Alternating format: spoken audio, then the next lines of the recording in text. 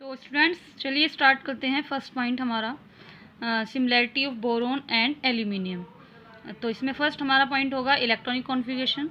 तो ये हमें क्लियरली पता ही है कि बोरोन एंड एल्यूमिनियम का एटॉमिक नंबर 5 और 13 होता है। तो 5 के लिए इलेक्ट्रॉनिक कॉन्फ़िगरेशन होगा 1s2 2s2 2p1 और 13 के लिए होगा 1s2 2s2 2p6 3s2 3p1। तो दोनों की ही आउटरमोस्ट शेल में कितने इलेक्ट्रॉन्स हैं? 3 इलेक्ट्रॉन्स। ठीक है, या हम कह सकते हैं कि इनका इलेक्ट्रॉनिक कॉन्फ़िगरेशन कैसा है? सिमिलर है। ठीक है, तो both have similar electronic configuration and having 3 electrons in its outermost shell. Next point है वैलेंसी।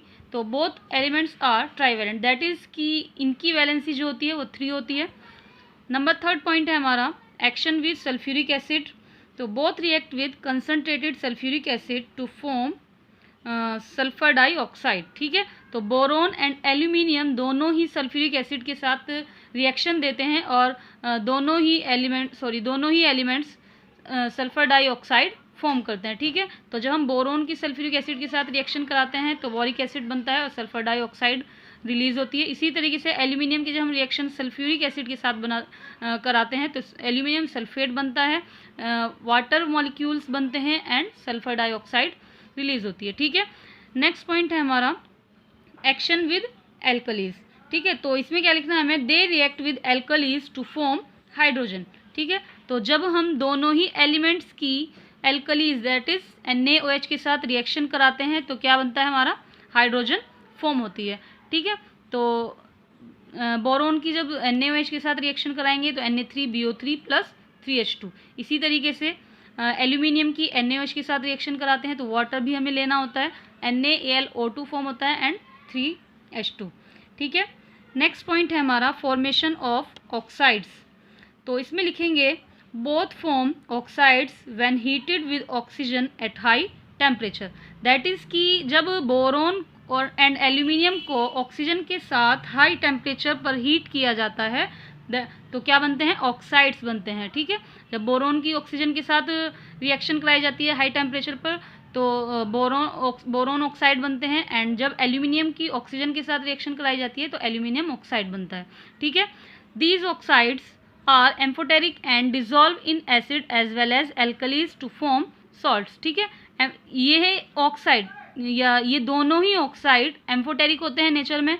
इसका मतलब क्या है? दोनों ही एसिड एंड बेस या एल्कलीज में डिजॉल्व होने के बाद सॉल्ट्स बनाएंगे। ठीक है, तो बोरोन ऑक्साइड जब एसिड के साथ रिएक्शन करता है तो बोरोन क्लोराइड एंड वाटर बनता है। इसी तरीके से जब ये NaOH के साथ रिएक्शन कराता है तो हमारा सॉल्ट बनेगा एंड वाटर एलिमिनेट होगा। ठीक है, तो ये हो गई हमारी बोरोन ऑक्साइड की बात।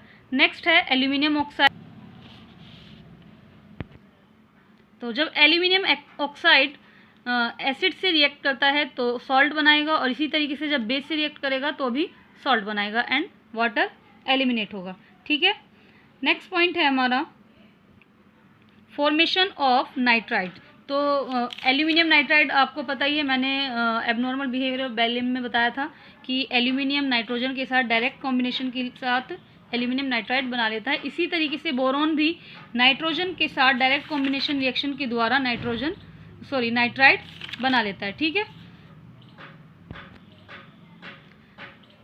तो नाइट्राइड के फॉर्मेशन के लिए ये नाइट्रोजन के साथ रिएक्शन करने के बाद तो बनाते ही हैं, बट अमोनिया के साथ रिएक्ट करने के बाद भी boron and aluminium nitride form करते हैं। ठीक है, these nitrides are decomposed by water steam to form ammonia. That is कि ये नाइट्राइड्स वाटर के साथ डिकम्पोज हो जाते हैं एंड अमोनिया का फॉर्मेशन करते हैं। ठीक है, तो बोरोन नाइट्राइड जब वाटर के साथ डिकम्पोज होता है तो बोरिक एसिड बनाता है एंड अमोनिया फॉर्म होती है। इसी तरीके से जब एल्यूमिनियम नाइट्राइड वाटर के साथ डिकम्पोज होता है एल्यूमिनियम हाइड्रोक्साइड बनता है एंड अमोनिया फॉर्म होती है। ठीक है, नेक्स्ट पॉइंट है हमारा formation of chlorides. They form trichlorides by direct combination with chlorine.